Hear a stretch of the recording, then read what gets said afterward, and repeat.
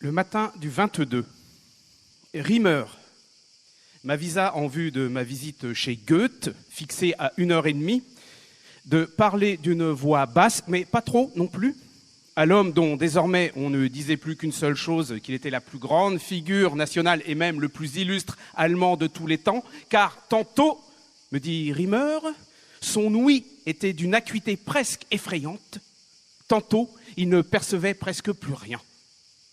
De sorte qu'on ne savait plus ce qu'il entendait ou non.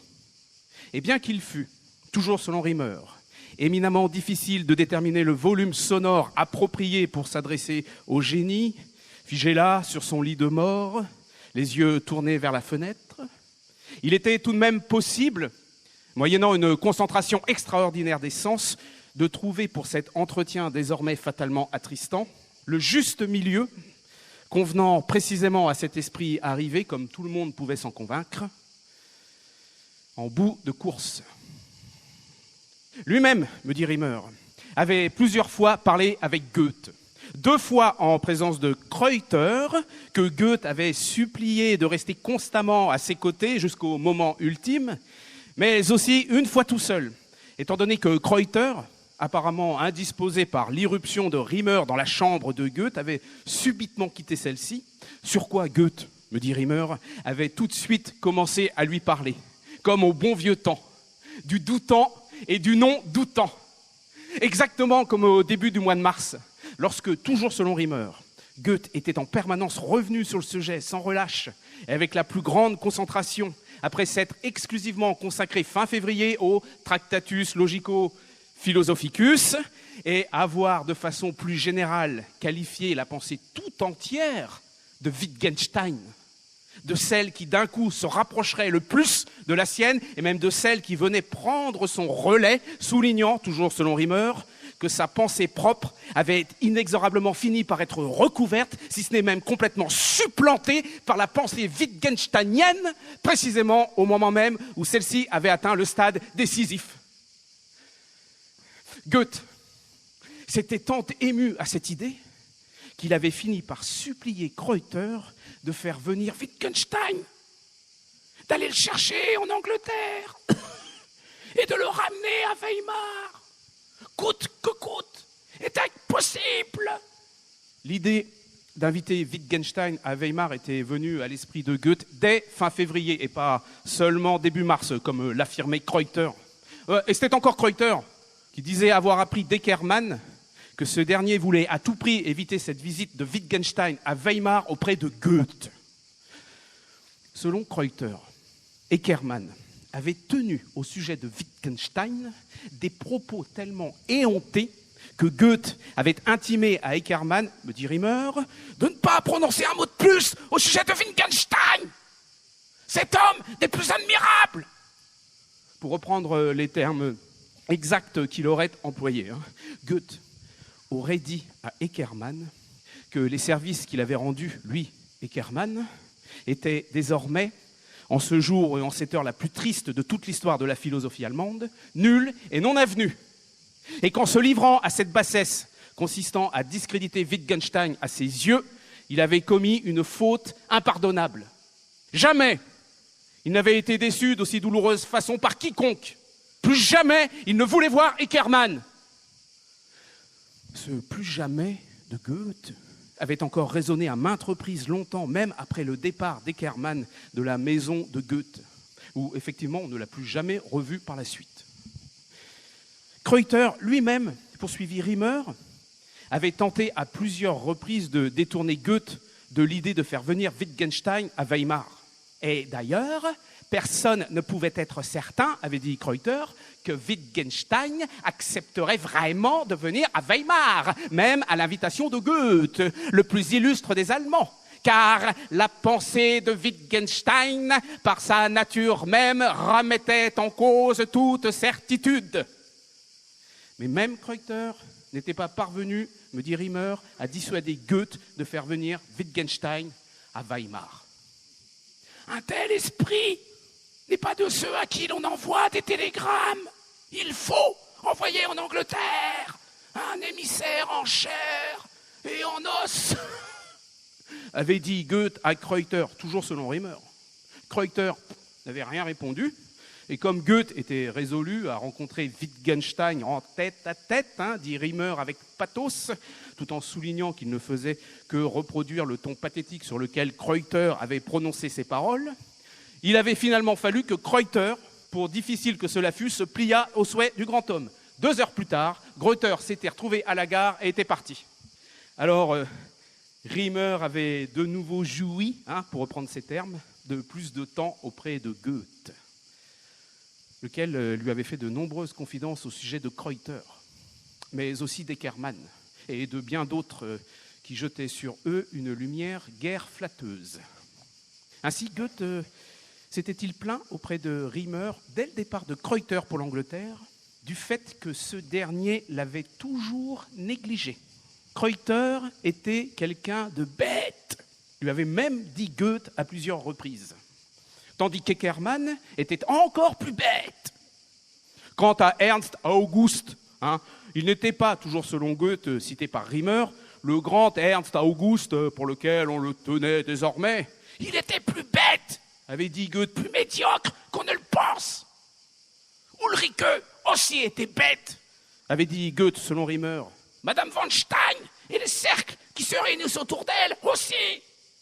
Quant à Kleist,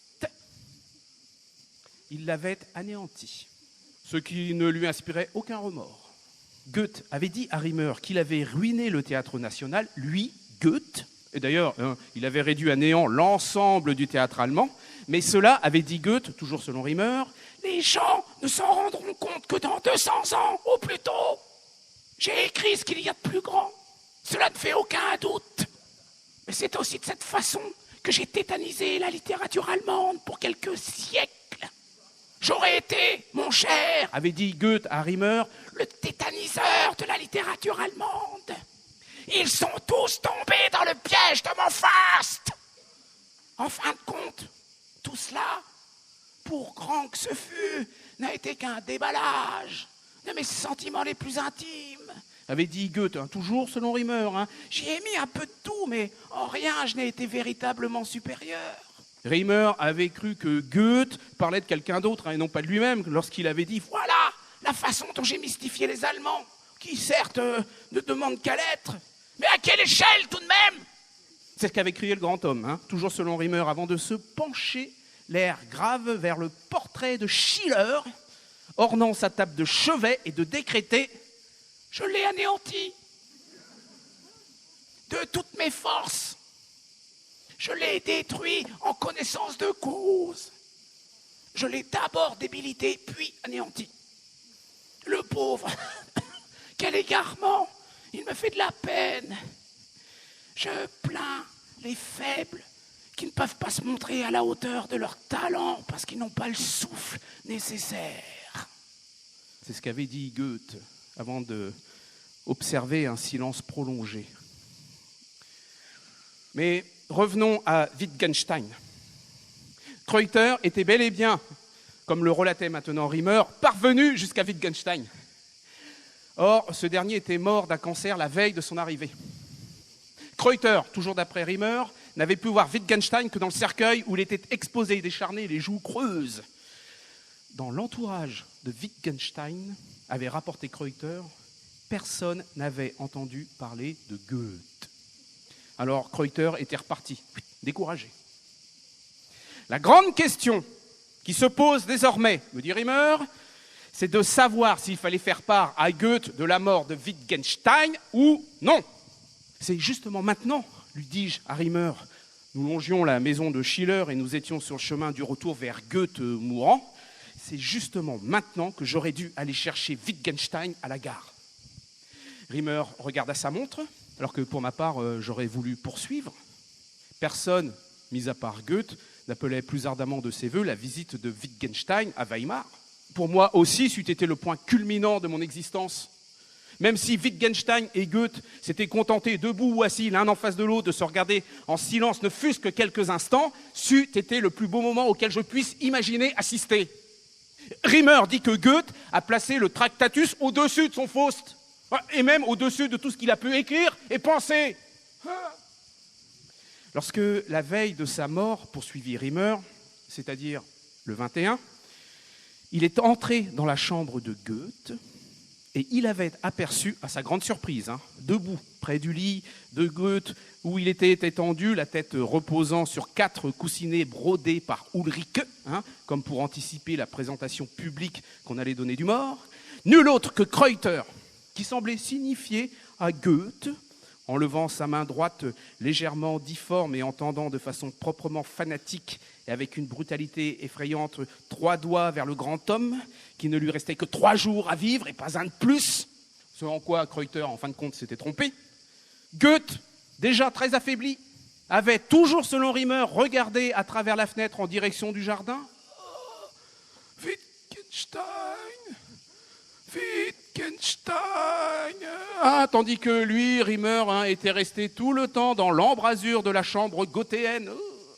Oui, il n'avait pas eu la force de dire à Goethe que Wittgenstein ne viendrait pas, continua Riemer.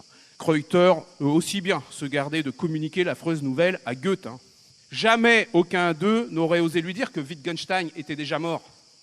Et bien que Goethe fût un illustre inconnu pour l'entourage de Wittgenstein, Kreuter avait, afin de ménager Goethe, répondu plusieurs fois aux questions dont il pressait. Oh, Goethe est connu de tous sans exception. À chacune de ces réponses, Goethe avait paru très heureux. Goethe n'avait pas remarqué d'emblée la présence de Riemer au seuil de sa chambre et avait dit très calmement à Kreuter que tout compte fait, de toutes les personnes qu'il avait rencontrées au cours de sa vie, il ne souhaitait entre tous que la présence d'un seul être à son chevet, en l'occurrence, Eckermann. Ce qui naturellement nous surprit beaucoup, Kreuter et moi, me dit Riemer, au nom d'Eckermann que Goethe d'un seul coup avait prononcé avec le plus grand calme, Kreuter avait sursauté et tourné le dos à Goethe. Quant à moi, poursuivit Riemer, j'ai émis cette remarque sur le compte de la perte graduelle de ses facultés mentales. Kreuter, n'est-ce pas Riemer que je vois là ? S'était alors exclamé Goethe, lançant un regard vers moi, dit Riemer, mais différent de son regard habituel. Pour moi, il ne faisait aucun doute que ce 22 mars serait le dernier jour que vivrait Goethe. 8 jours s'étaient écoulés depuis la mort de Wittgenstein, et maintenant c'est son tour, me suis-je dit. Kreuter m'a avoué plus tard, continua Riemer, que lui aussi avait eu la même pensée au même moment. Ensuite, Kreuter avait appliqué une serviette de lin imprégnée d'eau froide sur le front de Goethe, avec cette théâtralité répugnante, dit Riemer, qui caractérise Kreuter et Eckermann aussi, tiens d'ailleurs. Sur quoi, toujours selon Riemer, Goethe avait dit qu'en faisant en sorte de devenir le grand homme qu'il était désormais, il avait anéanti tous ceux qui l'entouraient de près ou de loin. En vérité, bien loin de rehausser l'Allemagne, il l'avait anéanti. Mais le monde était aveugle à cette idée. Lui, Goethe, avait appâté l'ensemble des Allemands uniquement pour les détruire un à un, pour les plonger dans le malheur le plus profond, de façon systématique. Les Allemands me vénèrent, alors que je leur nuis comme personne, et pour des siècles. Kreuter certifie que Goethe a prononcé ces paroles le plus tranquillement du monde.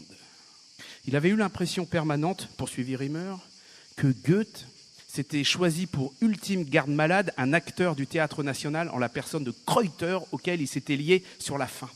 Il avait pensé, en voyant Kreuter relever un peu la main de Goethe pour la placer un peu plus haut sur la couverture, cédant à sa propre tendance à l'esthétisation, mais pas au point de joindre complètement les mains de Goethe comme pour un morse que même lui, Kreuter, aurait forcément trouvé de mauvais goût. En voyant Kreuter aller jusqu'à essuyer avec un mouchoir une goutte de sueur qui perlait au front de Goethe, mettant au jour un empressement proprement repoussant qui visait forcément à l'atteindre lui, Riemer, si ce n'est à le blesser mortellement. Enfin bref, il avait pensé que finalement, quelqu'un d'aussi dépravé que Kreuter correspondait parfaitement à un esprit comme Goethe, que nous sommes bien obligés de tenir pour grand, voire pour le plus grand de tous. Dans la mesure où c'est précisément par la rencontre avec un génie en fin de parcours comme Goethe que la bassesse et la charlatanerie de Kreuter pouvaient s'exacerber de la plus éclatante manière, jusqu'au degré le plus extrême de la trahison, assina Riemer. Lorsque Goethe avait fini par mourir le 22 mars précisément, Je m'étais dit quelle coïncidence que Goethe eût invité Wittgenstein à Weimar justement ce jour-là. Quel signe du destin. Le doutant et le non-doutant.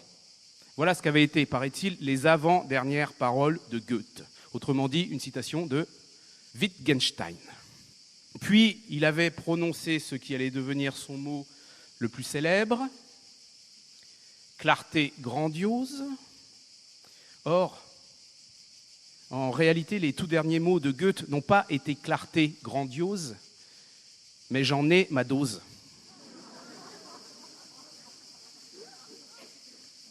Seuls Riemer et moi et Kreuter étions présents. Nous trois, nous nous sommes mis d'accord pour annoncer au monde que les dernières paroles de Goethe avaient été clarté, grandiose et non « j'en ai ma dose ». Ce mensonge, cette falsification dont Riemer et Kreuter ne se sont jamais remis jusqu'à en mourir il y a longtemps déjà, j'en souffre encore aujourd'hui.